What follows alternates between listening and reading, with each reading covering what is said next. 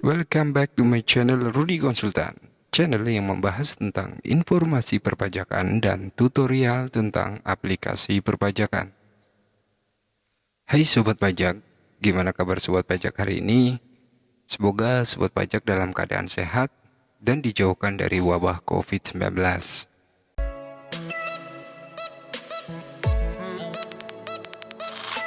Di video kali ini gue mau ngebahas yaitu tentang surat edaran ya dari Direktorat Jenderal Pajak, yaitu nomor SE strip 02 garis miring PC garis miring tahun 2020, yaitu tentang pengkreditan pajak masukan pada masa pajak yang tidak sama, di mana SE ini sebenarnya sudah keluar itu di masa Januari ya, maksudnya dari tanggal 21 Januari 2020.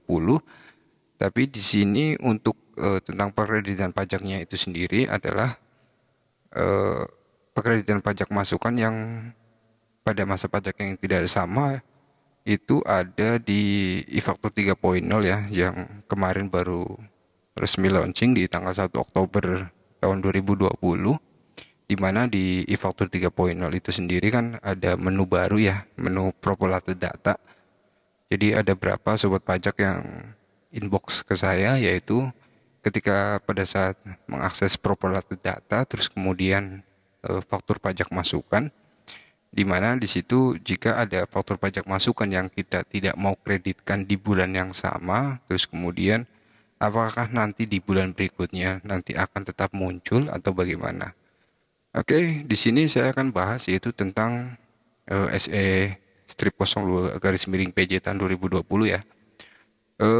Di sini untuk umumnya bahwa terdapat ketidakseragaman terus perlakuan pengkreditan pajak masukan pada masa pajak yang tidak sama, sehingga perlu disampaikan SE Direktur Jenderal untuk memberikan penegasan mengenai pengkreditan pajak masukan pada masa yang tidak sama.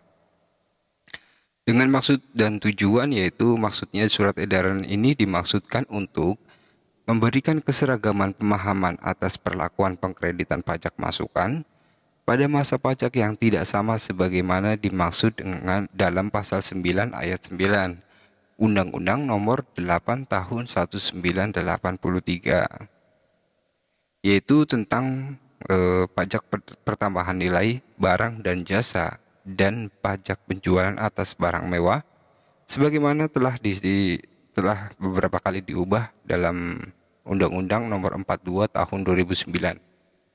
Kemudian untuk poin B, yaitu memberikan keadilan berkenaan dengan hak pengkreditan pajak masukan oleh pengusaha kena pajak atau PKP atas perolehan barang kena pajak atau BKP atau jasa kena pajak atau JKP. Dengan tujuan, yaitu surat edaran ini bertujuan untuk memberikan penegasan atas pengkreditan pajak masukan pada masa pajak yang tidak sama sebagaimana dimaksud dalam pasal 9 ayat 9 Undang-Undang PPN. Oke, kita lanjut yaitu yang poin C ya, tentang ruang lingkup ya. Ruang lingkup surat edaran ini meliputi penegasan atas perlakuan terhadap pengkreditan pajak masukan, pajak masukan dan pajak yang tidak sama. Untuk sebagai dasar, Undang-Undang Nomor 8 Tahun 1983 tentang pajak pertambahan nilai barang dan jasa pajak penjualan atas barang mewah sebagaimana telah beberapa kali diubah, terakhir yaitu dalam Undang-Undang Nomor 42 Tahun 2009. Untuk materinya yaitu pajak masukan dalam satu masa pajak pengkreditan dengan pajak pengeluaran dalam masa pajak yang sama. Untuk poin 2, pajak masukan yang dapat dikreditkan tetapi belum dikreditkan dengan masa pajak keluaran pada masa pajak yang sama dapat dikreditkan pada masa pajak berikutnya paling lama 3 bulan setelah berakhir masa pajak yang bersangkutan. Jadi misalnya sobat pajak ada dapat faktur di bulan Januari, terus kemudian di bulan Januari tidak mau mengkreditkan, maka bisa mengkreditkan di bulan Februari dan kemudian di bulan Maret. Pajak masukan yang belum dapat dikreditkan dengan pajak keluaran pada masa pajak yang sama dapat disebabkan antara lain yaitu mungkin karena faktur terlambat diterimanya ya.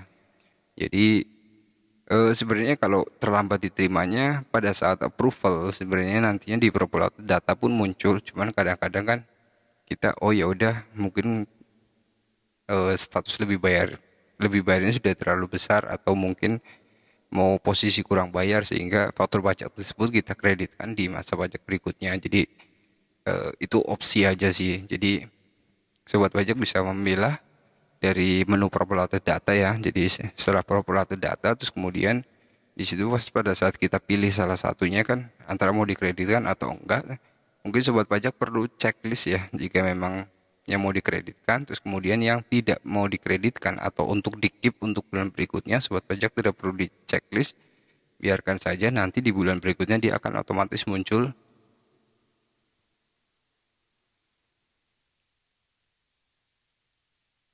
Terus kemudian dalam hal jangka waktu 3 bulan, sebagaimana dimaksud pada angka 2 ya, terlampaui, pengkreditan pajak masukan dapat dilakukan melalui pembetulan SPT masa PPN yang bersangkutan.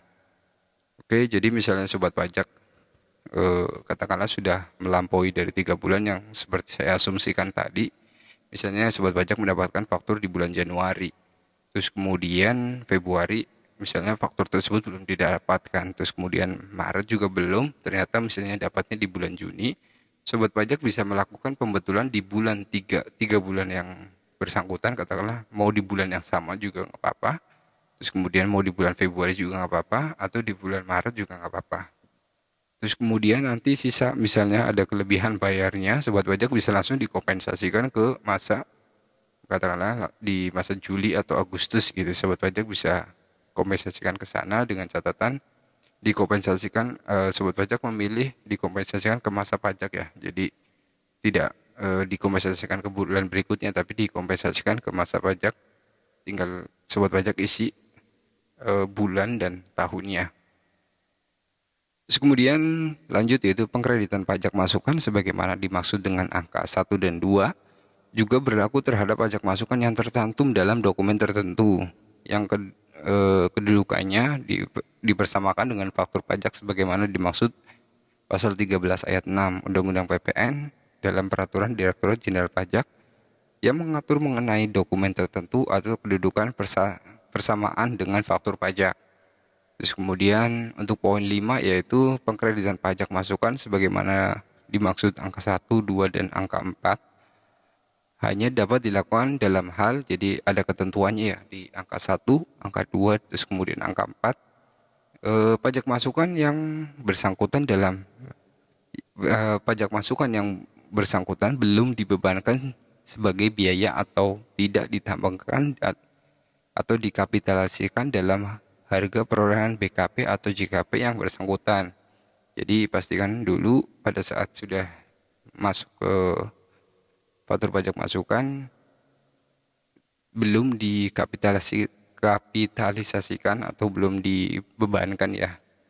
Terus kemudian untuk poin B yaitu terhadap PKP yang belum dilakukan pemeriksaan. Terus kemudian untuk poin 6 ya, contoh perlakuan pengkreditan pajak masukan sebagaimana dimaksud pada angka 1 dan dengan angka 5 yaitu sebagaimana tercantum dalam surat edaran Direktur Jenderal ini. Untuk penutup ya, dengan diterbitkan surat edaran Direktur Jenderal ini, perlakuan pengkreditan pajak masukan pada masa pajak yang tidak sama agar dilaksanakan berdasarkan surat edaran Direktur Jenderal ini. Demikian surat edaran Direktur Jenderal ini disampaikan untuk diketahui dan dilaksanakan dengan sebaik-baiknya. Jadi kutipan dari SE 02 garis miring PJ garis miring tahun 2020 itu sendiri adalah pengkreditan pajak masukan yang tidak sama. Jadi sobat pajak ketika mendapatkan faktur pajak yang memang sudah terlambat, katakanlah masa aktif terlambat itu 3 bulan, terus kemudian sobat pajak mau mengkreditkan, sobat pajak bisa melakukan pembetulan ya, pembetulan di masa pajak yang bersangkutan atau mungkin masa pajak berikutnya sampai dengan batas 3 bulan. Terus kemudian kalau memang ternyata posisi lebih bayar, sobat pajak bisa kompensasikan ke masa pajak berikutnya. Oke, sampai sini dulu tentang pembahasan yaitu surat edaran Direktur Jenderal Pajak ya, nomor SE 02 PJ garis miring tahun 2020.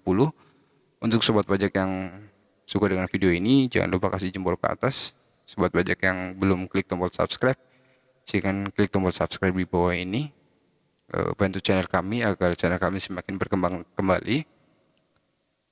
Dan jika sobat pajak ada pertanyaan tentang perpajakan, sobat pajak bisa ramaikan kolom komentar di bawah ya, yaitu entah itu berkaitan dengan SEPJ 2020 atau berkaitan dengan pajak lain, atau sobat pajak bisa request juga tentang pembahasan tentang perpajakannya. Nanti coba kita tanggapin dan nantinya kita akan buatkan video tutorialnya. Oke, sampai sini dulu untuk video kali ini. Terima kasih sudah menonton dan sampai jumpa.